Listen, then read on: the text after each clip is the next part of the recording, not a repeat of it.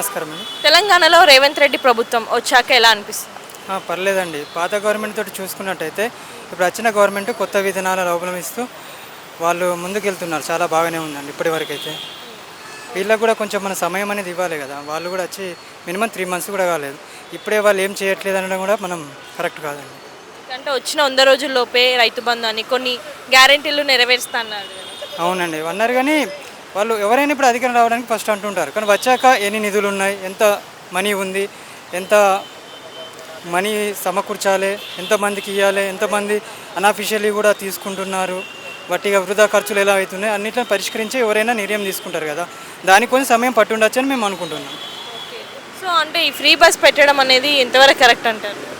Free bus అయితే బాగానే ఉందండి. అది ఎందుకంటే ఫ్రీ బస్ అనేది నిరుపేదలు, కూలీ పని చేసుకునేవారు, తక్కువ జీతం గలవారు మాత్రమే దాన్ని ఉపయోగించుకుంటారు. కనుక దానివల్ల అంతగా నష్టమేమీ లేదు. ప్రజలకైతే ఉపయోగకరంగానే ఉంది. జెంట్స్కి బాగా ఇబ్బంది అవుతుంది అంటున్నారు కదా. జెంట్స్కి అంతే పర్టికులర్గా చెప్పుకోదగ్గంత ఇబ్బంది అంతే ఏం లేదండి. కొన్ని ఏరియాలలో అవుతుంది, అది వాస్తవం, నిజమే వాస్తవానికి. కానీ పర్టికులర్గా చూసినప్పుడైతే కొంచెం మార్పు అనేది మొదలైంది. పెద్దగా నష్టం ఏం లేదులేండి. దీనివల్ల కూడా ప్రజెంట్ ఉన్న సిచ్యువేషన్లో పేదవారికి అయితే ఉపయోగకరంగానే ఉంది. అంటే కాంగ్రెస్ ఒకప్పుడు వచ్చినప్పుడు ఈ వాటర్ ప్రాబ్లం, కరెంట్ ప్రాబ్లం ఉండేది, సేమ్ అదే రిపీట్ అవుతుంది అంటున్నారు. లేదండి, మా జోన్లోనైతే చూసుకుంటే ఇప్పటివరకు అయితే ఎలాంటి ప్రాబ్లమ్స్ లేవు. ఏమో న్యూస్లో మేము కూడా చూస్తున్నాం, కొన్ని అంటున్నారు. కానీ అది నిజమా కాదనేది కూడా తెలియదు. కొందరు ఫేక్ అంటారు, కొందరు నిజం అంటారు. కానీ ఆ ఏరియాలు అనేవి మాకు అంతగా అవగాహన లేదు. ఆ ఏరియా బీఆర్ఎస్ ప్రభుత్వం ఓడిపోవడానికి కారణాలు ఏముండొచ్చు?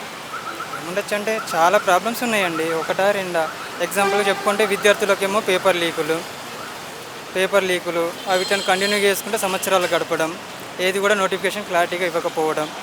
దాంతోపాటు నియోజకవర్గాలలో కూడా అంతగా ఎమ్మెల్యే స్థాయి అధికారులు కూడా కొంచెం ప్రజలలో వ్యతిరేకత ఏర్పడుతున్నారు. వాళ్ళు సమానంగా పాలన చేయకపోవడం, అభివృద్ధి అనేది లేకపోవడం వల్ల విలేజెస్ సైడ్ ఎక్కువ పోయింది కదా. అవునండి, హైదరాబాద్ సిటీలో చూసుకుంటుంటే 75% ఎబోవ్ టీఆర్ఎస్ గవర్నమెంటే ఫామ్ అయింది. 80% చెప్పుకోవాలంటే. విలేజ్ సర్కిల్ నుంచి చూసుకున్నప్పుడైతే ఎమ్మెల్యేల నుంచి వెళ్ళి నిరుత్సాహం ఏర్పడింది. దానివల్ల గ్రామస్థాయి నుంచి వెళ్ళి వ్యతిరేకత ఏర్పడి ఎమ్మెల్యేలని ఓడిపోవడం జరిగింది. సో రేవంత్ రెడ్డి గారు ఇచ్చిన 6 గ్యారెంటీలు నెరవేర్చే ఛాన్స్ ఉందంటారా? అది మనం చెప్పలేమండి. నెరవేరే ఛాన్సెస్ ఉందా లేదా అనేది అది వాళ్ళ చేతుల్లో ఉంటుంది. ఎందుకంటే వారు కూడా రాష్ట్ర అభివృద్ధిని దృష్టిలో ఉంచుకొని ఏదైనా చేయాల్సి ఉంటుంది. యాక్చువల్గా ఒకటి ఫ్రీ బస్ అనేది పెట్టారు. ఇప్పుడు రెండవది గ్యాస్ సిలిండర్ కూడా ఆల్రెడీ అమల్లోకి వస్తుందని అంటున్నారు. ఓకే, హ్యాపీయా మీకు? నాకున్న ప్రజెంట్ అయితే ఇప్పుడు మాకు కావాల్సింది అంటే విద్యార్థుల తరఫున మేము అందరం అనుకునేది అంటే నెక్స్ట్ నోటిఫికేషన్లు అనేది మనకు రిలీజ్ కావాలండి.